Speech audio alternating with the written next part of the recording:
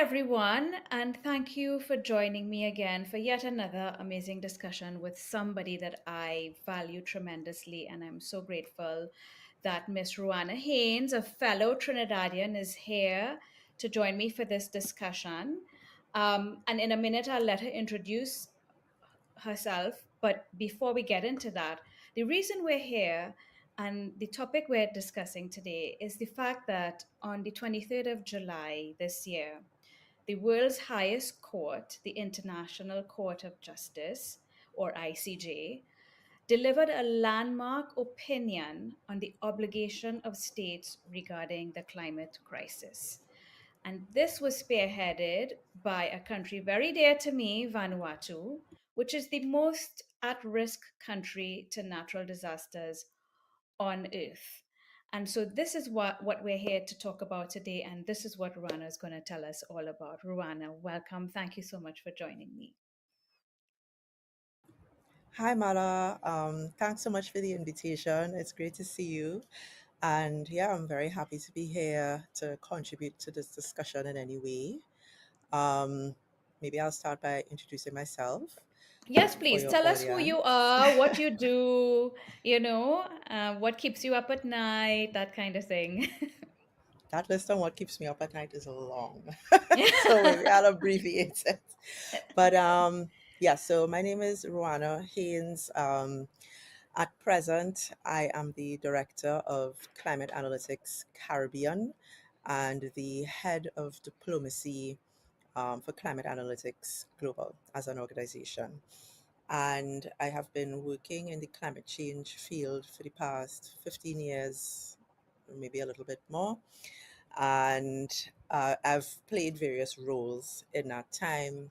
I began my career as a Trinidad and Tobago diplomat, serving in the Ministry of Foreign and CARICOM Affairs as it was at that time, and then being posted out to the permanent mission in New York, where I followed a number of issues, including sustainable development and climate change. And so I would have been around when, as an international community, we were working on the UN Sustainable Development Goals as well as the Paris Agreement. Mm-hmm. And these days, primarily, I'm involved in, I guess, shaping the direction of my organization as it relates to our engagement in the diplomatic process, as well as working with the Caribbean office or Caribbean team, trying to really connect the dots between the international discussion and what we see happening and what we understand about this issue on the ground in the region. So, Climate Analytics is a climate policy institute, at least that's how it started, working in a number of different areas, really focused on, um, I guess, bringing a better understanding of climate science Mm-hmm. into the global policy discussion and using science increasingly in the service of climate justice and in the service of those who are most vulnerable. Nice. Thank you for that. And I first met you some years ago. It was before COVID. Just Um, before. yes, it was at a conference in Bahamas and Cayman for RF Bank and Trust, and I'm on their board. And I was so pleased to see a fellow Trinidadian on stage. And what struck me about the presentation that you delivered was how Mhm. real this issue was. And I Yeah, think a lot of people, we get on our daily lives and not really pay attention to the fact that the planet is in a crisis. Um, exactly. and so your presentation really drove that point home to me, and it has stuck with me. What, maybe 6 years ago, since that presentation. And so I'm very honored and pleased that you're here with me now having this discussion. Tell us about this landmark opinion delivered by the ICJ in July, how it came about, um, and what does it mean? What was your role in it as well? Hmm. Well, maybe I'll start with a disclaimer first. I would say my Yes. role in it was very tangential, especially in terms of um, in the early stages of where it began. I came in more into the process when the question was already before the court and the states were making submissions. I supported um, some brilliant regional lawyers in their work putting together some of those submissions and then in responding to questions that were posed by the court. But that's sort of very much towards the end of the process in 2024. There was a very long road before that. Hmm. And, I feel as though it's not my story to tell, but I do know the story. So I will share what I know of it with you. Okay, great. So this Thank you. started with students in Vanuatu. Hmm. So students involved in climate activism and climate justice issues.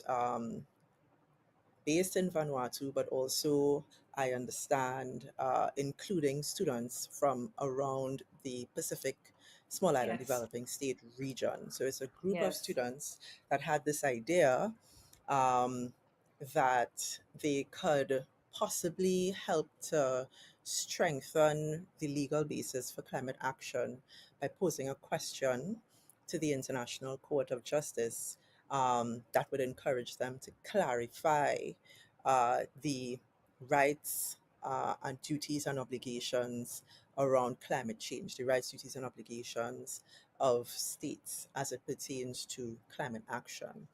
And Could this I just effort, interrupt you there? I yeah, just want to interrupt you there to emphasize the point to our listeners that it was a bunch of students that did hmm this. And so I want to make sure it is clear that none of us should ever feel that we are too small, we are too young, we are too insignificant to make a difference.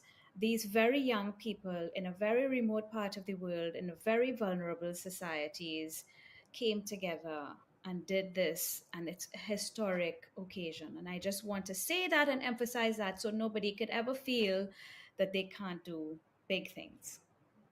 exactly. And I'm glad you Mhm. say that because that's a question that I get a lot. What do you feel that as a young person I can do? Um, and it's very clear the sky is the limit, Mhm. as we have seen now.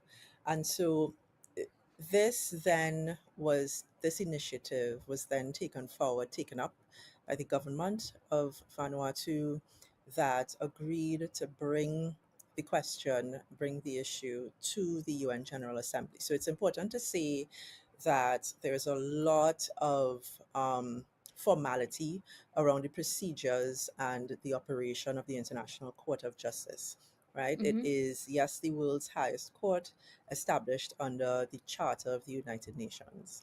And Mhm.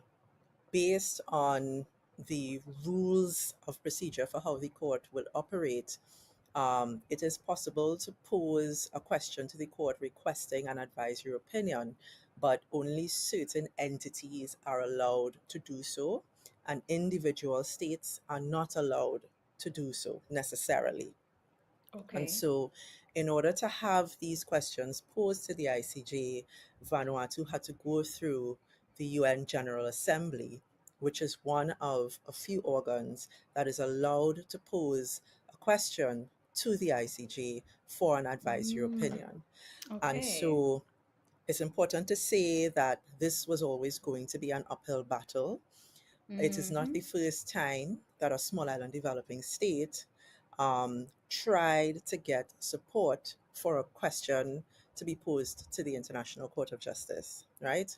Mm. Requested an advisory opinion. It was tried before in the past, I believe, by Tuvalu, and that effort was defeated. Now, Hmm. there are 193, 94 odd members, states of the UN General Assembly. Mhm. And in order for a question to go to the ICJ, unanimity is not required, but you do need, I believe, a two-thirds majority. Right. And for many states, in the consultations leading up to the submission of the question, if they get the impression that they will not have a critical majority, or that some states would vote against it, vote it down. They will choose to voluntarily drop the Withdraw matter, it. Hmm. Okay. withdraw it. Okay. So it's worth noting in this context that Vanuatu was able to lead um, the consultation process to further refine and develop the questions and get to a point where the questions were posed to the ICJ by consensus. So there was no state that objected to these questions being posed. And that in itself was a diplomatic feat to get to It's an that point. accomplishment for sure. Yes, Yes. yes. Thank you for Um, that context. to get the question into the court. And so that was only the first hurdle in the process. So Hmm. the questions go to the court. The court has to agree that they have jurisdiction to respond to the questions that are posed. Hmm. That hurdle was crossed. And then comes the invitation for states to make written submissions. This was followed up by an invitation for states to make oral presentations to the court, um, which happened in December last year. There was an open hearing for oral submissions to be made to the court, and this was then followed up by the court posing some follow up questions for responses from parties early this year.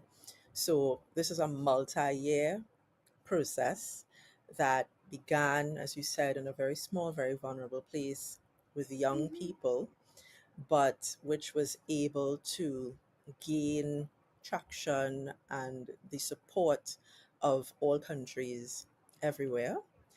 And I will say that there was a lot of coordination and collaboration happening amongst small island developing states regions. So even though this was seen very much as a Vanuatu and then as a Pacific initiative, there was a lot of outreach and knowledge sharing and mutual capacity building happening across the Pacific and the Caribbean.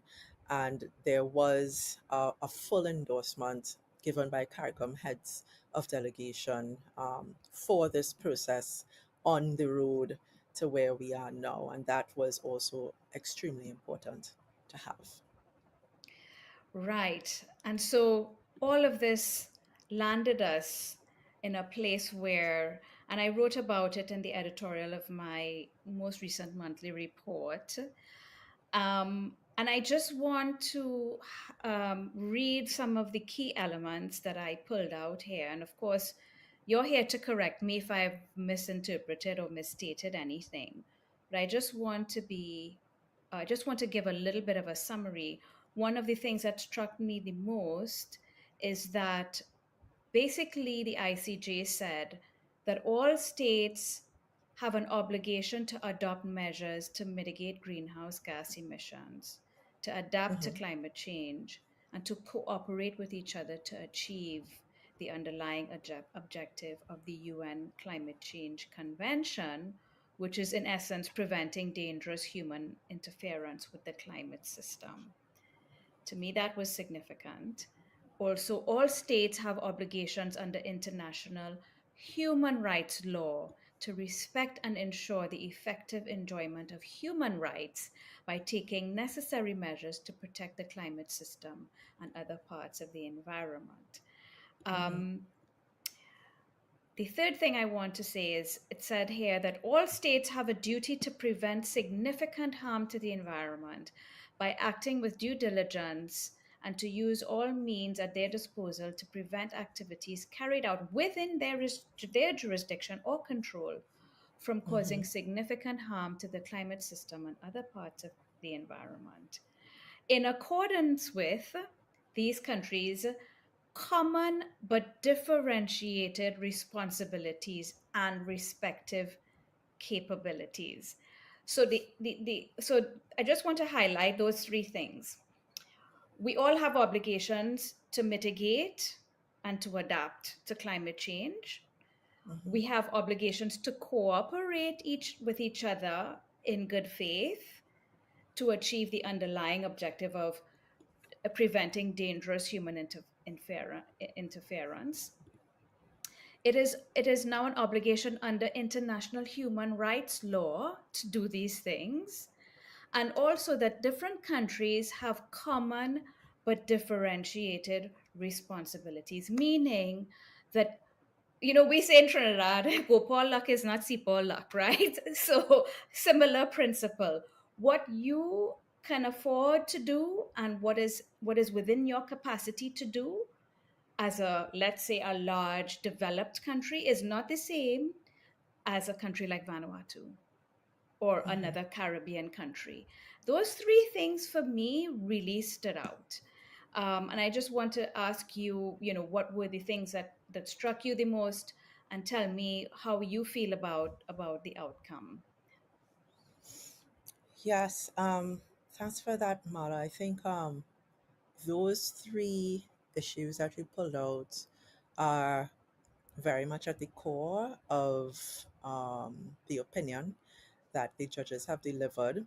But maybe I'll pull it back a little bit just for the audience so that we could consider what the Hmm. questions were. What were the questions that were posed to the Oh, yeah, yeah, court yeah, for that sure. would have I put, resulted in this I type went of and bypassed that response? very important step. So yes, thanks for pulling me back.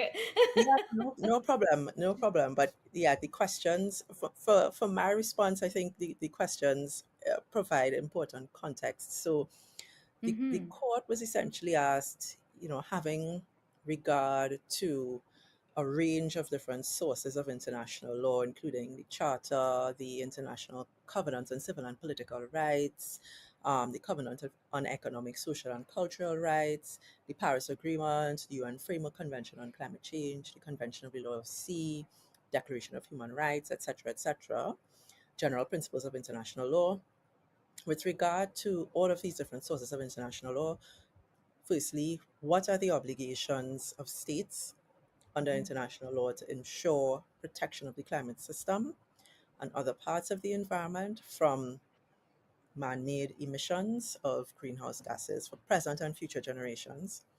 Secondly, what are the legal consequences under these obligations for states where, by their acts and omissions, have caused significant harm to the climate system and other parts of the environment? And the court was asked the second question around consequences, particularly with respect to um, other states, including in particular small island developing states, as well as people and individuals of present and future generations that are adversely affected by the impacts of climate change. So Hmm. it's a multifaceted Yeah, question, it's but big. Yeah. yeah, but it Hmm. boils down essentially to what are these obligations? What are the sources of law? Where can they be found? And how do we understand these obligations with regard to special groups such as small island developing states, present and future generations that may be adversely affected? And I think the court's opinion, at least what was important for me, is the extent to which they delved deeply into the current status um, of the law on this issue. So, Hmm. in the written and oral arguments before the court, you had a number of developed countries essentially arguing, and others essentially arguing, that the Paris Agreement, UN Framework Convention climate regime is a closed system. And so, what that means is that if you are looking to understand what are states' obligations in relation to the duty to take action on climate change, they can be found there and there alone. Hmm. Now, those systems contain, including a lot of the principles that you've outlined, common but differentiated responsibilities in the light of national circumstances. Um, Hmm. they contain very, very key principles that have guided the actions of states in cooperating to address climate change for the last 30 plus years. Wow. But that regime does shies away from establishing um, establishing ideas or routes or pathways that support liability and compensation, right? So Mm. those two key concepts have sort of deliberately been left outside the scope of that system. Um, Meaning it's liability also and with compensation has been left liability and outside. compensation has been Right. left out. So that's one thing. The second thing is that because even though the UN Framework Convention, the Kyoto Protocol that followed it, and now the Paris Agreement are legally binding instruments, they're treaty texts or conventions. Um, the Paris Agreement, in particular, is what we call a bit of a hybrid because it contains both top down legally binding elements as well as bottom up um, politically persuasive language, which isn't necessarily legally Legally enforceable, binding. Okay. right? Okay. So the Paris Agreement is in itself a hybrid. I mean, many international treaties are, they contain sort of a mix of obligations. So you have obligations where parties shall do something, which are normally understood as legally binding, but then you may have obligations where parties could, may, or should do something, which are less clear. Mm-hmm. And so, in the advisory opinion, what we see is, at least for me, first and foremost, an authoritative statement by the world's highest court clarifying exactly what the obligations of states are as it relates to climate action, drawing heavily on what is already contained in the UN Framework Convention, Kyoto Protocol, and Paris Agreement regime, but also drawing on other relevant treaties, United Nations Convention on the Law of the Sea, for example, human rights obligations, as well as general principles of international law to further clarify the gravity of these obligations, heavily as well relying on the science of climate change and the urgency of addressing the issue.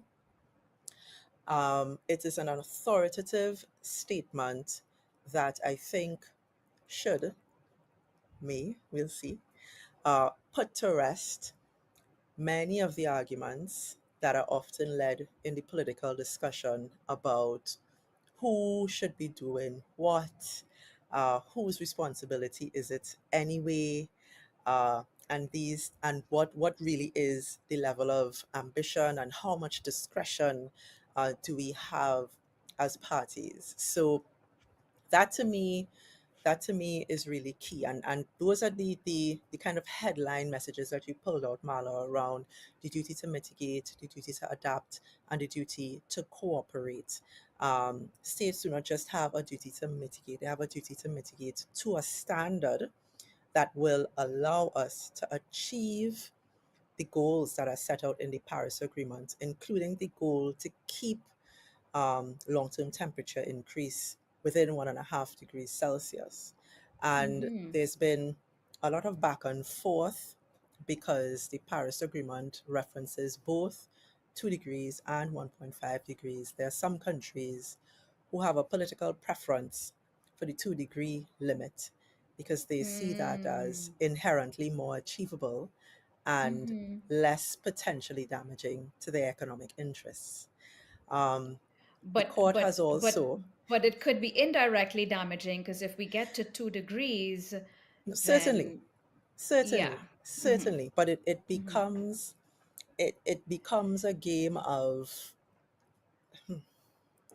becomes a game of short-term gain Yes. over long-term Long-term interests. benefit Yeah.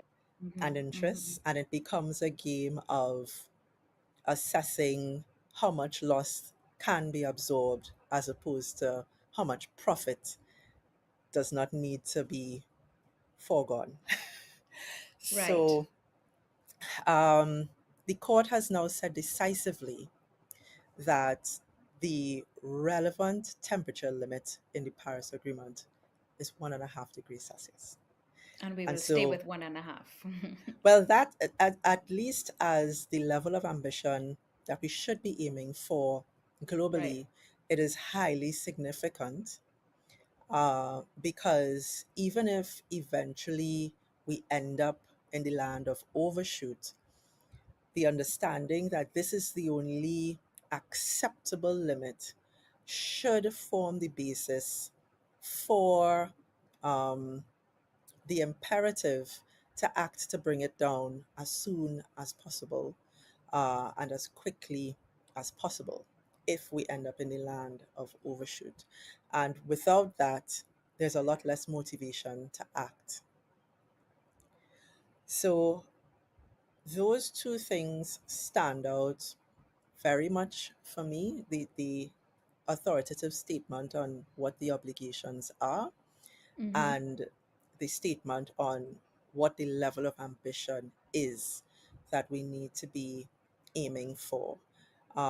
Because the court then looks at what is the standard or duty of care that states need to have in carrying out these obligations that exist both within and outside of the climate regime. And they say that that standard or duty of care that needs to be applied is a stringent one. And that is because of the 1.5 degrees Celsius limit, because only a stringent standard will get us there, Mm-hmm. consistently applied. Now, there is some qualification in the context of common but differentiated responsibilities and respective capabilities in the light of national circumstances, which is the full Mm-hmm. principle as elaborated in the Paris Agreement. But even in the application of that principle, the court does not shy away from saying that these obligations are shared by each state individually, especially as it relates to the obligation to take domestic mitigation measures. These are individual obligations as set out in the Paris Agreement. And the application of the duty of care is to be measured taking into account that principle of common but differentiated responsibilities with respect and respective capabilities in the light of national circumstances. So there is to some degree an expectation that in order to see how this operates in practice, it will be on a case by case basis.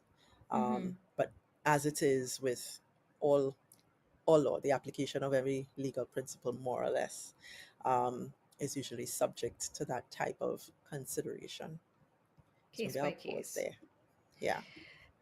Yes. Now, from a practical standpoint, we know we Hmm. have planetary boundaries that we have to respect, and the opinion made reference to planetary boundaries.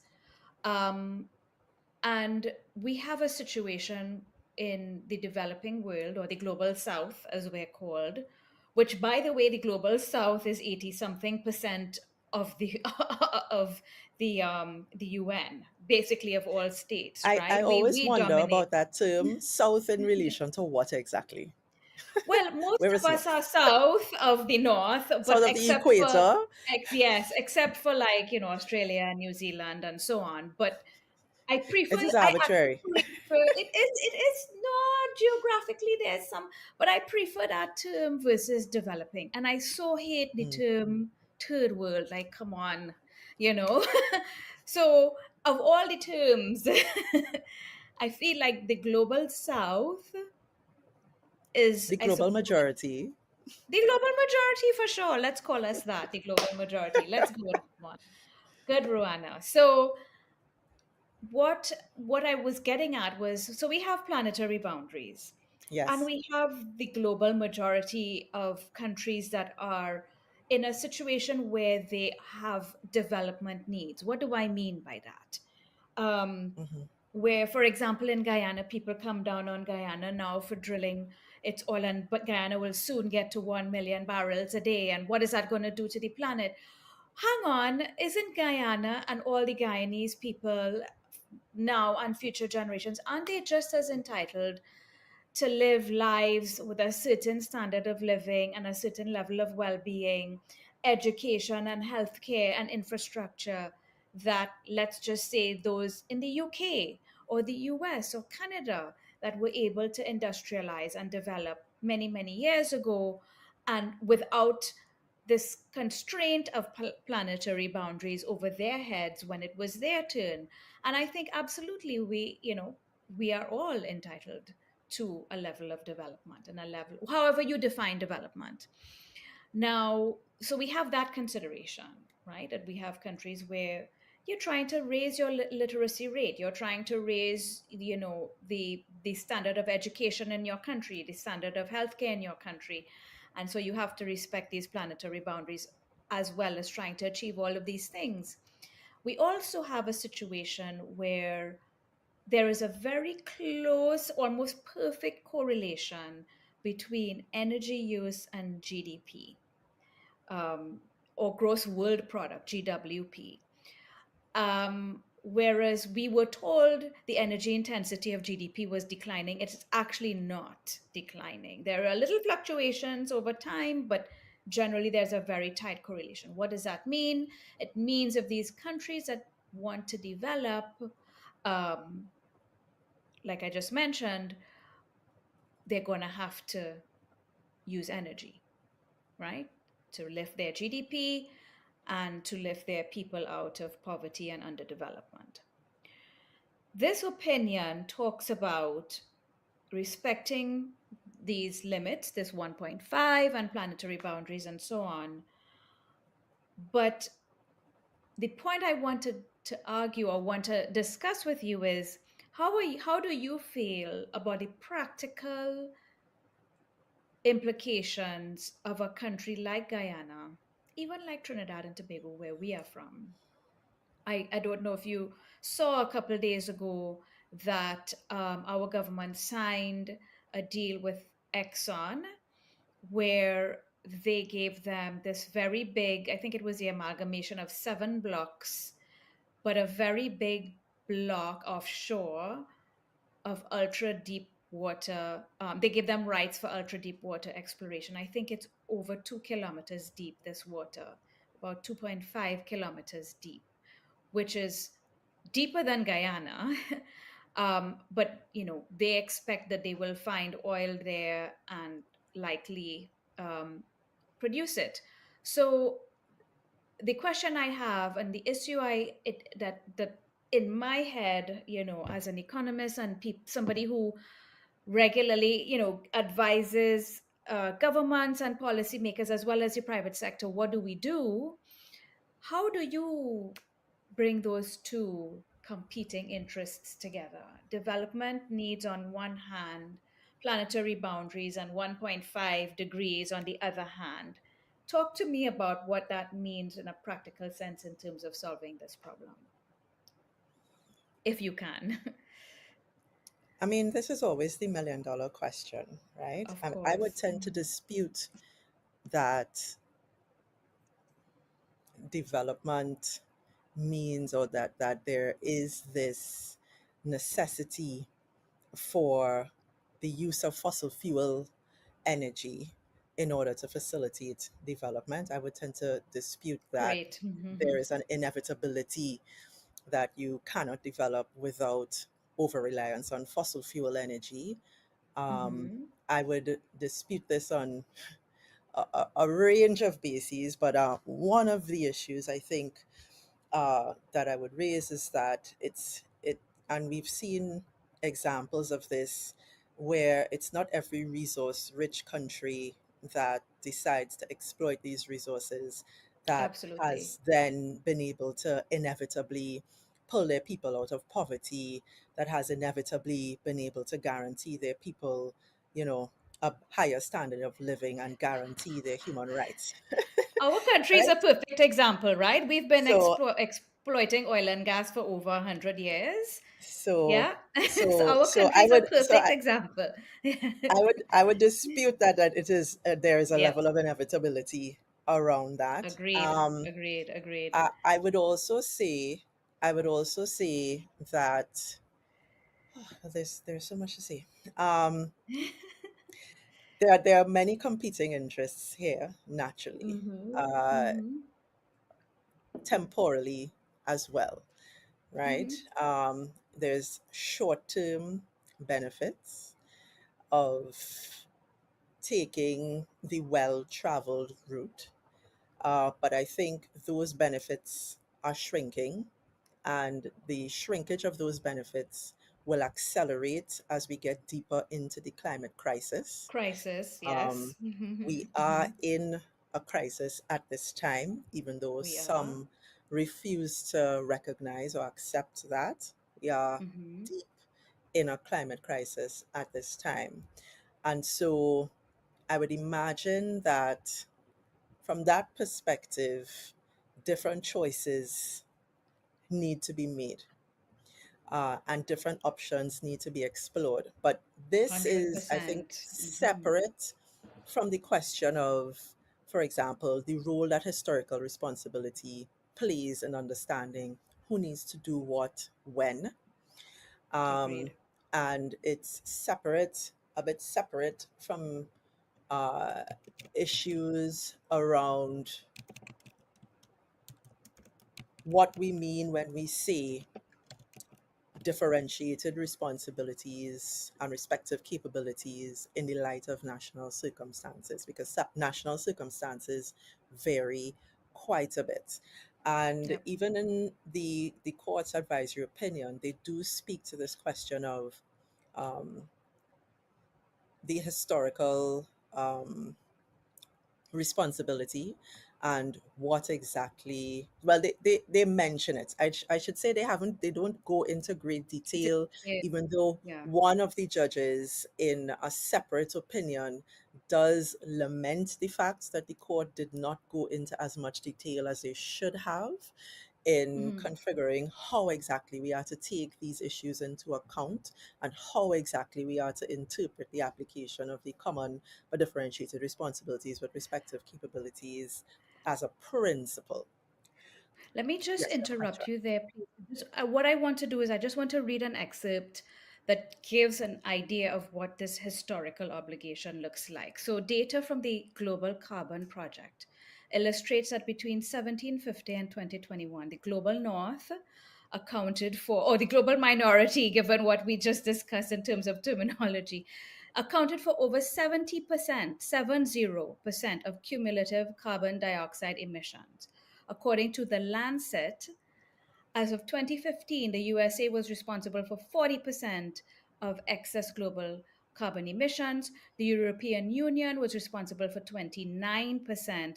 The G8 nations, which is the USA, and the EU, Russia, Japan, Canada, were together responsible for 85% of excess global carbon emissions. Countries classified by the UN Framework Convention on Climate Change as Annex 1 nations, which is the most industrialized nations, were responsible for 90% of excess emissions, and the global north itself was responsible for 92%. So, in other words, us in the global south, we are 8%. Right? Just to Yes. give a sense of the stark distinction between that historical obligation. Yeah, so historical responsibility is there and it's relevant. Even in the Paris Agreement, it speaks to certain countries taking the lead, especially as it relates to issues of mitigation. And whereas we've seen some countries, particularly in the European Union, try to step up in Mm-hmm. this way, certainly that has not been uniform across the board in looking at countries that we would normally classify as developed. And, Mm-hmm. as is very evident right now, we have some very large neighbors who actually have been going completely in the opposite direction. Opposite direction, Um, yes. So just for context, the EU, for example, is aiming to be net zero by 2050, um, whereas the US has, I guess, abandon that road completely. Right. So, Mhm. so the lay of the land is complex, Yes. and I think so there is scope to say that countries with more responsibility need to move further, faster, and there is scope for political pressure to continue to build in order to get that response, Yes. right? At the same time, though, the 1.5 degrees as a limit is actually a physical limit. It's a hard limit. It's not Mm-hmm. an elastic one, right? Mm-hmm. Mm-hmm. Even in the very high likelihood now of some overshoot, every additional fraction of a degree of warming will unleash more and more serious and deadly impacts. It Yeah. is a one to one, Yeah. and it is not um, something that, you know, this is the science. This is a hard limit. Yeah. And in addition to that, the longer we live in the land of overshoot, even at 1.5 degrees Celsius, the 1.5 degrees Celsius limit is not a safe one. It is not a safe one, It's a right? limit. It's It's the it's a outer limit. limit. It's the Mm-hmm. outer limit. It is the Maximum. guardrail. Mm-hmm. Exactly, the maximum Mm-hmm. guardrail that we think we can still continue to preserve life on the planet with, that we think we can still have people that live in very vulnerable places be able to carry out their lives with dignity. Human dignity can be guaranteed, that civilizations that are thousands of years old in the Pacific will not be forced to relocate, right? That Yes. is what 1.5 is. And Not just in so, the Pacific, right here in the Caribbean. no, I well, don't know of if you course. know, but in the Cayman Islands, their highest point is their landfill. Yeah, of The Cayman course, of Islands course. would be flat, would be underwater just as much as the Pacific. So yeah, Sea it's level real rise there. is a Hmm. reality. But Absolutely. when I mentioned the Pacific, I was speaking more in terms of civilizations and the actual societies that have lived in those areas for such a long time, Thousands with of their own years, yeah. distinct, yes, with their own Yeah. distinct cultures and all of these Hmm. things that are tied to the land. It's tied And to to the the land. sea. Hmm. Exactly, who Yeah. don't Yeah. want to leave, right? Yeah. Yep. So it's sea level rise is a threat, and it's increasingly immediate. So in that context, it's, I think, really urgent and incumbent on us in Trinidad and Tobago, throughout the region, in any vulnerable developing country, to have the difficult conversation to weigh the idea of short term development gains against medium to long term destruction. Survival. Or It's, survival, yeah. I don't know. Yeah. Yeah, and I'm not sure that that reckoning and that level of conversation is happening. There is no amount of money, there is no amount of money in the world that will be able to save our societies beyond, if we end up in the land of high overshoot beyond Yeah. 1.5 degrees Celsius, right? If we end up in a high overshoot scenario, 1.7, 1.8, 2 degrees is unacceptable. So those conversations really need to start happening, and I'm not sure that they are. One, and two, it's very clear now from the advisory opinion that human rights have an important role to play. Absolutely. And civil and political rights, economic and social rights. And human rights have now, especially the human rights, a healthy environment, has now been integrated into this conversation. There's one particular judge in their separate declaration who is lamenting that the scope and application of the right to a healthy environment wasn't fully expanded upon in Mm-hmm. the consensus opinion, but enough was said to make it clear that regardless of historical responsibility or contribution to the overall problem, when it comes to duties and responsibilities of a state to their own people from a human rights point of view, there is no shield in place for them Mm-hmm. as it relates Mm-hmm. to that. And I think that also needs to be considered, especially when you think about the fact that the court has said that there are acts and omissions by states that can constitute internationally wrongful acts as it relates to how we understand whether or not they're meeting their obligations to address climate change.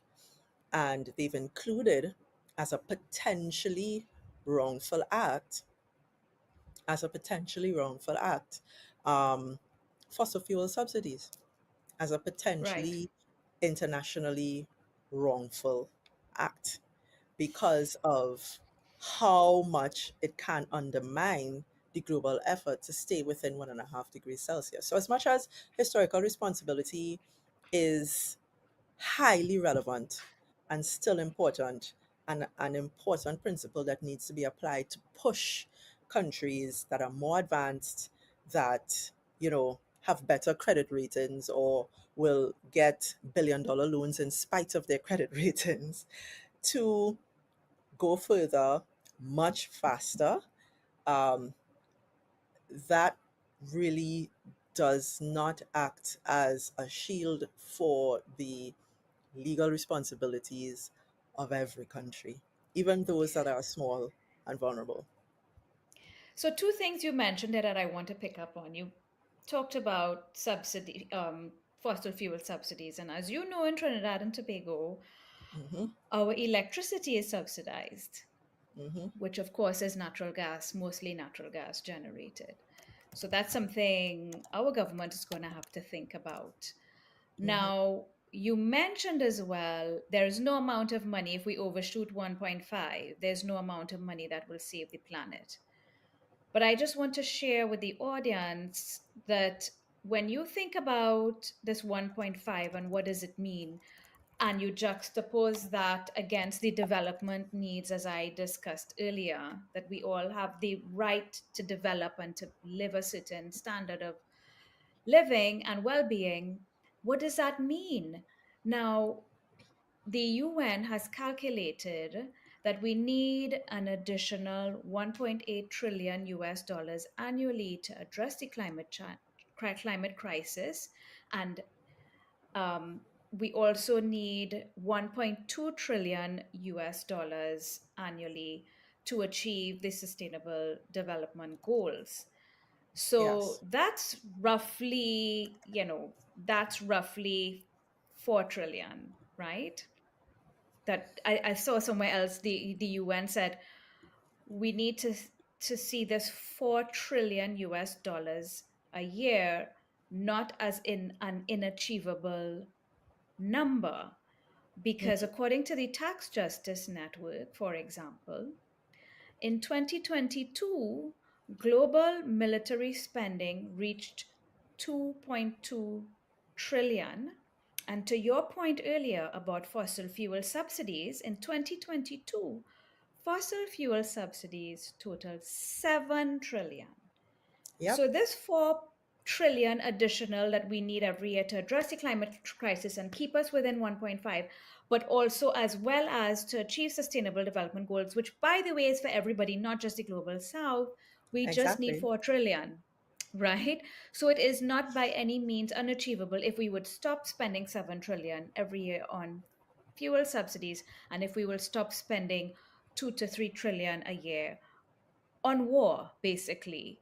So it is absolutely achievable.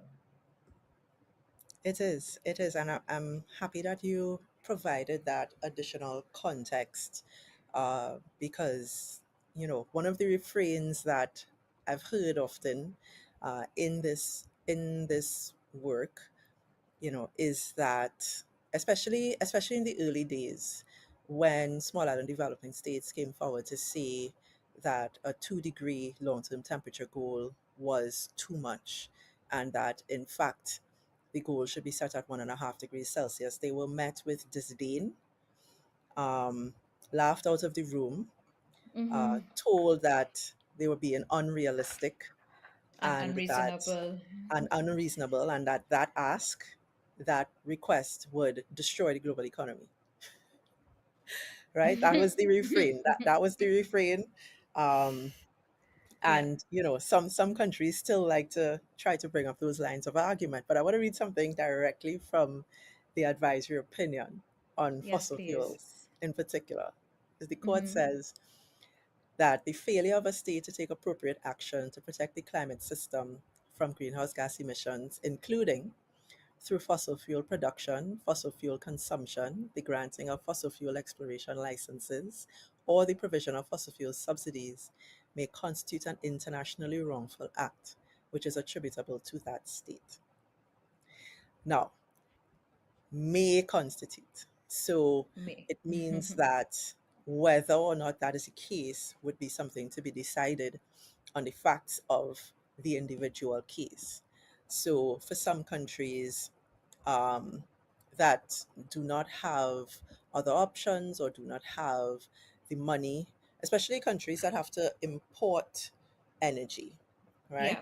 Yeah. Um, and have not been able to attract the level of investment needed to significantly develop renewable sources of energy, so that they could decrease those importation bills. There may be good reasons why there are subsidies in place. There may be good reasons why some countries um, are taking this route, but certainly it would not be applicable to all.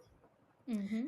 And certainly, even if we think about historical responsibility, yes, we can say with some degree of certainty um, that it was the industrialization that took place in the 1900s, the early 1900s, late 1800s, that landed us in the position that we're in now. But time does not stand still. Yeah. And the marker for historical responsibility inevitably must shift eventually. Yeah. Yeah. And so, the question would be, with this clarification of the type of activity that could constitute an internationally wrongful act, why should any state, in weighing its um, options for development, err on the side of potential liability? Well, and I think Trinidad and Tobago definitely, given that it's about 100 and what, 10 or 15 years that we've been exporting oil and gas, certainly we would be one of those small island developing states faced with this question, right? Even if we've not been independent for all that time, so some of that could be attributable to, say, the UK when we were a British colony. It's still a question we would have to face. Yeah, time does not stand still. And so, historical responsibility is a shield with many holes in it, that eventually is expected to disintegrate. Um, but perhaps before that happens, there would be so much inundation happening as a result of sea level rise, as a result of the disappearance of coral reefs, which provide such an essential barrier for coastlines from, wave action and sea level rise in particular. Um, that maybe the question will become a moot point, because at that stage, I Everybody will guess, have to take action. well, one would hope, but I mean, Marla, to be honest, like we are in those dire circumstances Yeah. now, and the sluggishness in the response, um, the way that interests aren't being properly weighed, it continues to surprise me. It continues to surprise me. I ask myself the question, what more needs to happen? How many more need to suffer? I don't know. Well, I think we can take comfort that at least we have this opinion now, right? And it's been a long road, but we're here. So I feel like that's still good progress, and we have this document, this opinion that provides, as we've been discussing, all kinds of good progress on this front. I want to wrap up the conversation. So I would like to ask you to tell us, from your opinion, in your opinion, for countries like ours in Trinidad and Tobago and others in the Caribbean, what next? What do we need to be doing? There's so much that has already been done Hmm. that needs to be taken further. Hmm. uh, Throughout the region, um, there's been very many assessments on the feasibility of different types of renewable energy and different approaches. In some islands, that has now been transformed into a very, very ambitious short-term goals around renewable energy expansion. So they've Hmm. gone beyond policy and they're now into implementation. I think Trinidad and Tobago still has a lot of ground to cover there. Um, Also with so much potential if you think about hydrogen, green hydrogen, and the role that that could play. Um, Hmm. there's a lot that still has to happen in the context of adaptation, in the context of simply preparing our people to be able to deal with what we're now faced with. And that requires um, lots of education, but also lots of capital as well to protect critical infrastructure, to perhaps internally even relocate um, infrastructure, people that are living in areas that are very, very much under threat already, and those areas do exist in Yep. our islands. So I feel as though the government has certainly begun the process.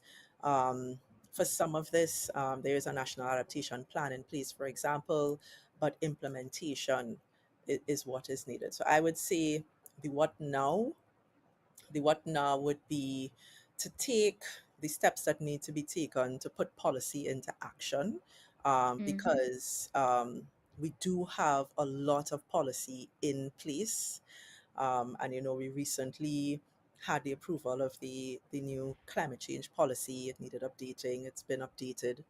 Um, so there's work to be done to actually put existing policy into action, and there's work to be done to to catch up with where the rest of the world is now, because renewable energy costs have been dropping, and dropping and dropping and dropping drastically over the past few years, to the point where in some instances they're even competitive with coal, which is the cheapest form of fossil fuel energy.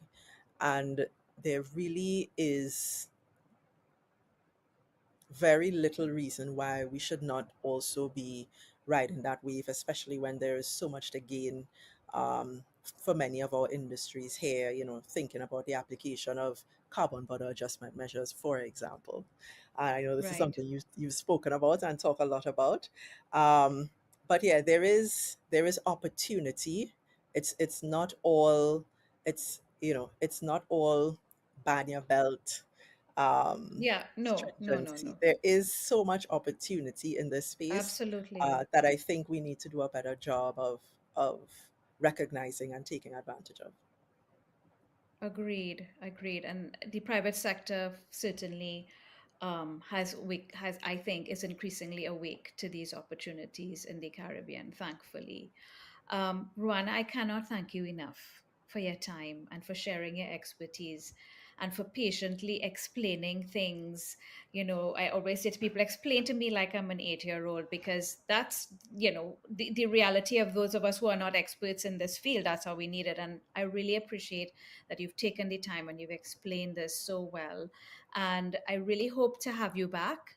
I last heard you speak, like I said, about 6 years ago. Hopefully, in the next 5, 6 years, you and I will be having a much different conversation talking about how much progress we've made, right? I hope so. Thanks so Um, much, Mala. Thanks for the opportunity. Thank you. Thank you. And looking forward to having that conversation with you in the next few years and talking about all the progress we've made. Thanks again. So, thank you all for paying attention. And we've had an amazing discussion with Miss Ruano Haynes, who's, by the way, also Trinidadian. And in terms of just summarizing what we've been discussing, of course, Ruana outlined for us the main findings in this landmark case at the ICJ, the world's highest court. And what is very important about this particular ruling that the ICJ made. It's the first time that any court, let alone the world's highest court, has decided that countries have specific obligations as it relates to the planet and as it relates to the climate crisis.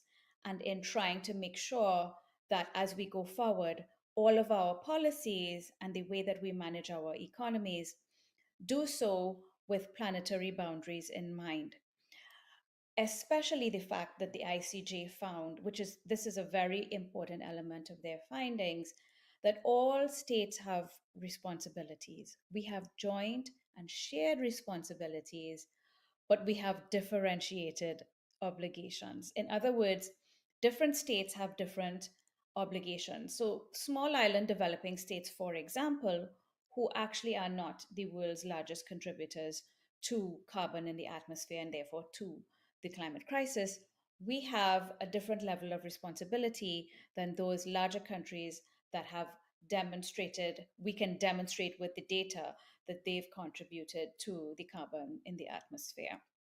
So these are very important points to note.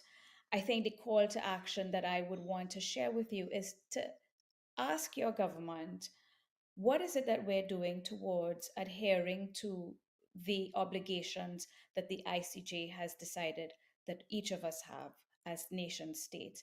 What is my country doing towards achieving the kind of development we want, the kind of policy agenda that's in place in your country, but within planetary boundaries and honoring these obligations and responsibilities that we have to the planet? Thank you for paying attention to our discussion, and we look forward to seeing you again. Thank you.